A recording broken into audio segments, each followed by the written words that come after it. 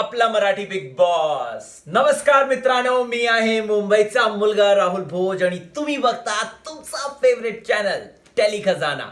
Channel का like करा, share करा आणि सब्सक्राइब करा.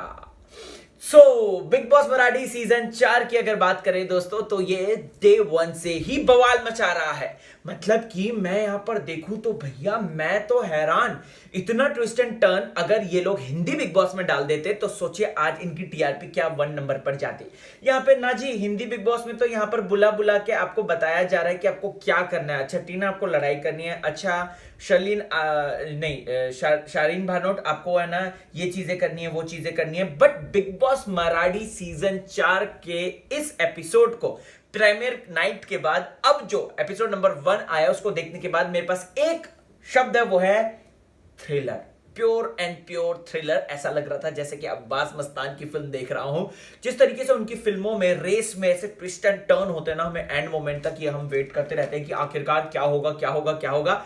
सेम ऐसा ही दोस्तों ये कल का एपिसोड था. बट मेरी हमदर्दी उन चारों के प्रति भी है. क्यों है, किस लिए है, क्या वजह है, मैं बताता हूं. और अमृता वर्सेस प्रसाद की अगर बात करें तो उसमें कौन सही था कौन गलत, ये भी बताऊंगा.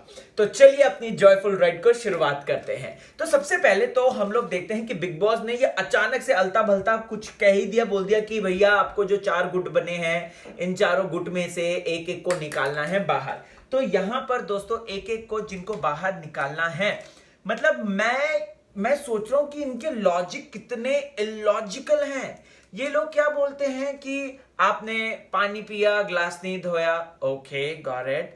आप बूढ़े हो तो आपको निकाल देना चाहिए, ओके गॉट इट. आप जो है एरोगेंट हो, आपको निकाल देना चाहिए. व्हाट द, मतलब मैं कहूंगा ये क्या है दोस्तों. यहां पर अगर आप लोगों ने देखा तो सबसे पहले प्रसाद जवाड़े की बारी आती है, ठीक है. अब यहां पर देखो अमृता जी की अगर बात करें तो अमृता जी वो हैं जो कि प्रसाद जी की बहुत अच्छी दोस्त है, ठीक है. वो पहले से ही जानते हैं बचपन में. टेक्निकली अगर मैं जा रहा हूं बिग बॉस में और मेरे साथ मेरा कोई दोस्त जा रहा है जिसके साथ मैं जानता हूं, जिसके साथ मैंने काम किया है, सो उसका मैं ये चाहूंगा ना कि वो मुझे हेल्प करे स्टार्टिंग में और मेरा नाम ना ले और मुझे जो है अपने मतलब एक एलाई बना के चलूंगा. क्योंकि बिग बॉस में बहुत ज्यादा जरूरी है स्टार्टिंग में आप एक ग्रुप बना के चलते हैं, एक प्रोटेक्शन लेयर होती है आपको, उसके बाद जाके आप इंडिविजुअल खेलते हैं, राइट. और ये लोग आपस में एक दूसरे को जानते थे. बट यहां पर अमृता जी ने क्या बोल दिया कि मुझे जो है, तुम जो है प्रसाद जो है मुझे एरोगेंट लगता है, मुझे ये है, मुझे वो है, बहुत बहुत सारे पास. तो मैं यहां पर इन दोनों के बीच में बहस भी हो गया था दोस्तों, अगर आपने नोटिस किया तो. वो पूछते भाई तुम मेरे को क्यों कर रहे हो, तुम बताओ तो सही, रीजन तो बताओ. प्रसाद जी कहते हैं तो अमृता कहती है कि नहीं नहीं भाई, ये तुम जो है एरोगेंट हो और तुम जो है ढंग से बात नहीं कर रहे हो. तो यहां पर मेरे को सिर्फ और सिर्फ यही जानना है कि आखिरकार अमृता जी ने ऐसा क्यों डिसीजन लिया. क्या अपने ही दोस्तों का पहले खंजर घोंपना, क्या यही बिग बॉस है, पता नहीं. यहां पर देखो प्रसाद भाई ने सिर्फ इतना बोला कि योगेश को क्यों नहीं, ठीक है वो लंबा है, चौड़ा है, इसलिए क्या. तो इस पर अमृता जी ने यहाँ पे क्या, बॉडी शेमिंग मत करो, बॉडी शेमिंग मत करो. तुम वो बॉडी शेमिंग थोड़ी ना थी यार, वो तो सिर्फ उतना ही तो बोला था. आपने मुद्दा घुमा दिया अमृता जी. आपने उस चीज को इस तरीके से प्रस्तुत कर दिया कि जैसे प्रसाद सबसे बड़ा दुश्मन है आपका, और जो कल का आया हुआ है जो योगेश जी हैं वो आपके दोस्त हैं. बट मैं आपको कहना चाहूंगा कि योगेश के प्रति लोग क्यों अट्रैक्ट है, क्योंकि ऐसे स्ट्रॉन्ग कंटेंडर को जो फिजिकली इतना बड़ा है और हाइट वाइट सब अच्छी है, तो उनको हर कोई अपने ग्रुप में लेना ही चाहेगा जस्ट बिकॉज वो फिजिकली बहुत ज्यादा स्ट्रॉन्ग है और वो बहुत अच्छा टास्क करेंगे. ये बात मैंने आपको बताई थी.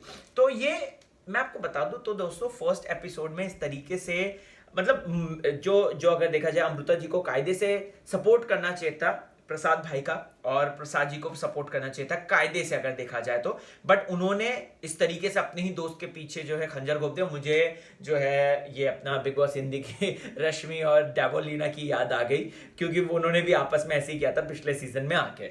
चलो जी. और वो जो अपना प्रसाद भाई का रिएक्शन था, दैट वाज ऑल नेचुरल. अगर आप बिग बॉस बड़ी उम्मीदों से गए हो और आपको पहले दिन बिग बॉस बोल दे कि आपको आउट होना है, आज ही के दिन आउट होना है, और वो भी इतना गंदा बेकार इलॉजिकल रीजन, तो भाई मुझे नहीं लगता कि लोग जो इस पे काम बैठे रहेंगे और ये सोचेंगे कि हाँ यार हो गया. नहीं, लोग हंगामा करेंगे, लोग लोग, और ऑब्वियसली आप लोग बिग बॉस की मेंटालिटी समझते हैं कि बिग बॉस आपस में ही लोगों को लड़वा देते हैं कभी कभार, ठीक है। अच्छे दोस्तों को तक ये अपना रुबीना जास्मिन को लड़वा दिया, या फिर अपना रश्मि और इसको लड़वा दिया, तो ये तो नॉर्मल है, ये तो होगा ही होगा, ठीक है। लेकिन अमृता जी ने गलत रीजन दिया ऐसा मुझे लगता है। अगला बारी आती है त्रिशूल के ग्रुप की, तो उस ग्रुप से, सेकंड ग्रुप से त्रिशूल निकलता है। अब इसमें किरण माने जी भी थे, ठीक है। यहां पर मैं आप लोगों को सिंपल सा कहना चाहता हूं कि केलकर साहब क्या बोलते हैं।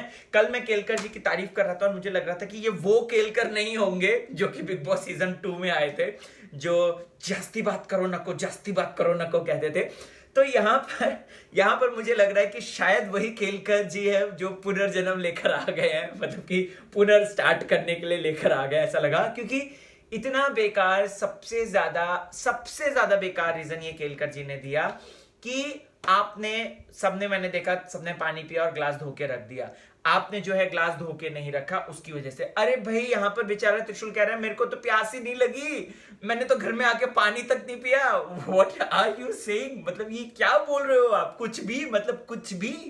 तो यहां पर दोस्तों त्रिशूल जी का गुस्सा करना जायज था। त्रिशूल को, मतलब मैं यही कहना चाहता हूं कि त्रिशूल को गुस्सा करना जायज था। और प्लस अगर बात की जाए तो केलकर ने ये बात बोल के सचमुच में बहुत ही बेकार और इलॉजिकल रीजन दिया था, बहुत ही बचकांड कह सकते हैं इसे। इसके अलावा यहाँ पे त्रिशूल भी एक चीज पे गलत है। गलत इसलिए है क्योंकि हु आर यू, आप किरण माने जी को ये कैसे डिसाइड कर सकते हैं कि ये बड़े हैं, ये वो हैं, फिजिकल फिट नहीं होंगे। भाई आप नहीं डिसाइड कर सकते। आपने क्या बोला, हम यंग है, जवान है और हम लोग टास्क अच्छा करेंगे। क्या पता भाई, ऐसे में तो आप अबू मलिक को, अबू मलिक ने कितना बेहतरीन टास्क किया था सीजन 13 में, अगर आपको याद होगा तो। Asim Abu Malik was the one जो कि उस टास्क से चमका था, राइट, चमके थे। सीजन 13 बिग बॉस हिंदी याद कीजिए आप। तो यहां पर you can't say this thing, you can not से दिस थिंग कि भाई आपकी एज है, आपको जाना चाहिए, ये वो। यहां पे त्रिशूल भी गलत था, बट लेकिन त्रिशूल के साथ जो हुआ था वो मुझे बहुत इलॉजिकल लगा, बहुत ही ज्यादा इलॉजिकल लगा। अब देखो, हम जैसे कॉमनर लोगों के लिए बिग बॉस के मंच तक पहुंचना बहुत बड़ी बात होती है, और वहां पर आप इस तरीके के ग्लास का रीजन बना के जो है इस तरीके से रख रहे हैं, वो मुझे हजम नहीं हुआ सच में। और आप कॉमनर को क्यों निकाल रहे हैं? क्या आप उससे इनसिक्योर हो गए हैं, या फिर आप कॉमनर को आगे बढ़ना नहीं देना चाहते? ये तो वही हो गया दोस्तों, जैसे बॉलीवुड में नेपोटिज्म है, वैसे यहाँ पर कॉमनर वाला एक जंग शुरू हो गई। बट मुझे ऐसा लगता है कि त्रिशूल अपनी जगह बना ही लेंगे और इवेंचुअली जो है अच्छा खेलेंगे, लेट्स सी। इसके बाद आती है रोहित शिंदे की बारी। रोहित शिंदे में अगर देखा जाए उनके ग्रुप में तीनों लड़कियां थी, और तीनों लड़कियों ने कुछ हद तक सही बात बोली कि हम तीनों लड़कियां हैं, किचन में फटफट काम कर देंगे, और ये लड़के हैं। तो कुछ हद तक मुझे ये, कुछ हद तक, मैं पूरा लॉजिकल नहीं कह रहा हूं इसको, बट कुछ हद तक ठीक लॉजिक इन्होंने दिया कि हम तीनों लड़कियां हैं, फटफट काम करेंगी किचन का, ये लड़का है, तो वो दे दिया, ठीक है। चलो अगला आता है मेघा गटके जी का, ठीक है। अगेन एज शेमिंग, ठीक है। अब यहां पर अमृता जी चुप क्यों थी, मुझे तो मैं जानना है। वो जब बारी आई थी योगेश के बॉडी को लेकर, तब बॉडी शेमिंग के लिए उन्होंने आवाज उठाई, लेकिन यहाँ पे एज शेमिंग के लिए क्यों नहीं आवाज उठाई, मैं तो ये सोच रहा हूँ। तो यहाँ पे मेघा गटके जी को एज शेमिंग को लेकर बोला जाता है कि आप यंग नहीं है, ये वो। तो भाई अगेन यहाँ पे मैं वही कहना चाहूंगा, यू नेवर नो कि कौन कैसे किस तरीके से परफॉर्म करके चाहता है। वो सीजन 1 में एक आई थी ना, बिग बॉस मराठी सीजन 1 में एक ताई आई थी, नाम भूल गया मैं, अपना पवित्र रिश्ता वाली, वो कितना अच्छा टास्क करती थी, महेश मांजरेकर सर तक उनकी तारीफ करते थे। तो यहाँ पर उस चीज को कंसिडर करना चाहिए इनको, और जबकि उनकी उम्र तो मेघा गटके जी से काफी ज्यादा सीनियर थी वो। इस बात को सोचना आप लोग, और मुझे बताना कमेंट सेक्शन में कि आपको इन चारों में से सबसे बेकार इलॉजिकल रीजन किसके लगे। कमेंट सेक्शन आपके हवाले। ओके गाइज, अगला तो फिर ये चारों लोग जो हैं नॉमिनेट हो जाते हैं, और ये लोगों को बोला जाता है कि आपको मेन दरवाजे से नहीं, हम बैक के दरवाजे से लेकर जाते हैं, और आपको वहां पे जाके डिसाइड करना है। अब यहां पर दोस्तों एक बहुत इंटरेस्टिंग ट्विस्ट है, मुझे मतलब सच में यार, रेस फ्रेंचाइज या फिर हॉलीवुड की जो फास्ट एंड फ्यूरियस ले लीजिए, या फिर कोई थ्रिलर ड्रामा ले लीजिए, मुझे वैसा ही सेम टू सेम अनुभव हुआ। क्योंकि यहाँ पे 4 दरवाजे थे अलग अलग कलर के, रेड, येलो, ब्राउन। मतलब यहां पर मैं देखता रह गया, मैंने कहा यार ये कितना क्रिएटिव बना देते हैं यार बिग बॉस मराठी वाले। मतलब पिछले साल भी इन्होंने बहुत क्रिएटिव बनाया था, इस साल भी ये लोग इतना क्रिएटिव बना रहे, इट्स लाइक सो गुड।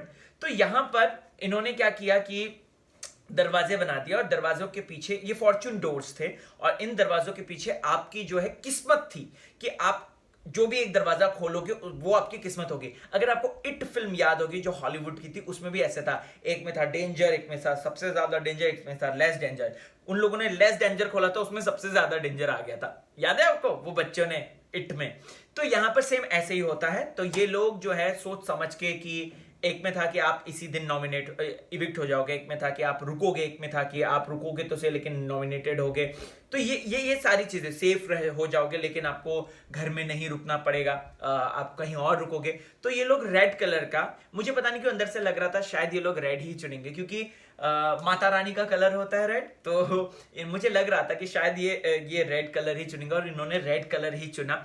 और रेड कलर मतलब चुनने के बाद इनको मिला कि भाई आप जो है रहोगे और आप जो है रह के, लेकिन आप जो है आपको बिग बॉस के घर की, मराठी सीजन 4 के घर की कोई भी ना आप फर्नीचर यूज कर सकते हो ना कुछ कर सकते हो, सारी रिस्पॉन्सिबिलिटी आप पर। कुकिंग, क्लीनिंग, बाथरूम साफ, अगर किसी को चाय बनानी, चाय पीना, ये सब आप पे होगा। और एक्चुअल में ये लोग करते हुए नजर आते हैं दोस्तों। और मैं मतलब यहाँ पे अमृता जी जो है बाकी के घर वालों के साथ मिलकर कह रही हैं कि ये प्रसाद तो ज्यादा ही कर रहा है, ज्यादा ही कर रहा है। एक्सक्यूज मी मैम, वो ज्यादा नहीं कर रहा है, वो नेचुरल सी एक नेचुरल सी लड़ाई है, एक नेचुरल सा एक दिल को ठेस पहुंची है क्योंकि अपना ही दोस्त जो आपको जानता है वो आपको इस तरीके से फाइट कर रहा है और वो कह रहा है कि भाई आप एरोगेंट हो, आप जो है ढंग से बात करनी नहीं आती, औरतों से ढंग से बात करो, ये वो करके आप कह रहे हो, जबकि आप जानते हो बाहर उसको कि ऐसा नहीं है। और ये एक सिचुएशन ऐसी थी जहां पहले ही दिन आपको निकलना है, व्हाट यू एक्सपेक्ट, पहले ही दिन निकलना है तो आप क्या एक्सपेक्ट कर सकते हो इस चीज को लेकर। तो मुझे ऐसा लगता है कि ये चारों के साथ गलत हुआ, घर वालों का शिकार हो गए ये। और मुझे ऐसा लगता है कि इन लोगों को एक प्रॉपर मौका भी दे दिया बिग बॉस ने, राइट। सो यहाँ पर जब वो जाते हैं, रेड दरवाजा खोलते हैं तो वो ऊपर के फ्लोर में है, वहीं पे उनको रहना है, वहीं पे उनको सोना है। हालांकि गप्पे मारने के लिए नीचे जा सकते हैं और फर्नीचर वर्नीचर कुछ नहीं यूज कर सकते हैं। अब बिग बॉस ने दोस्तों यहाँ पर इन लोगों को प्रॉपर मौका दे दिया है क्योंकि नॉमिनेशन की बात आ गई और इन चारों की दावेदारी है, इन चारों को मेन बना दिया गया कि आपको 3-3 लोगों को नॉमिनेट करना है। अब आएगा मजा। और मुझे तो लग रहा है कि अमृता इस बार आएंगी ही आएंगी क्योंकि ये जो है आपका क्या कहते हैं प्रसाद भाई जो हैं वो कहीं ना कहीं अमृता जी का नाम तो लेंगे ही लेंगे, 101% लेंगे। मजा आ जाएगा लिटरली। इसके अलावा दोस्तों कल के एपिसोड में थोड़ा सा मुझे ये भी एक इमोशनल टच लगा जहां पे जो सबसे लंबे हैं योगेश जी और जो सबसे छोटे हैं विकास, उन दोनों ने अपने दिल का दर्द रखा, उन दोनों ने अपने दिल के दर्द रखा कि यार उनको किस तरीके की प्रॉब्लम्स का सामना करना पड़ता है और किस तरीके से लंबा होने का भी नुकसान है, छोटा होने का भी नुकसान है। लेकिन ये अच्छी बात है कि ये दोनों हमें मोटिवेट कर रहे हैं कि आप जैसे भी हैं, जो भी हैं, जिस तरीके से हैं, you just need to be yourself और वही आपको यूनिक बनाती है। Thank you so much Yogesh ji and Vikas ji हमें इतनी अच्छी सीख देने के लिए। बट मैं आज के एपिसोड के लिए बहुत ज्यादा एक्साइटेड हूँ। व्हाट्स योर रिएक्शन, आप मुझे कमेंट सेक्शन में जरूर बताएं। एंड इंस्टाग्राम मध्ये जॉईन करा RAHULBHOJ राहुल भोज आणि हसत राहा, मजेत राहा, टेन्शन देऊ नका आणि टेन्शन घेऊ नका।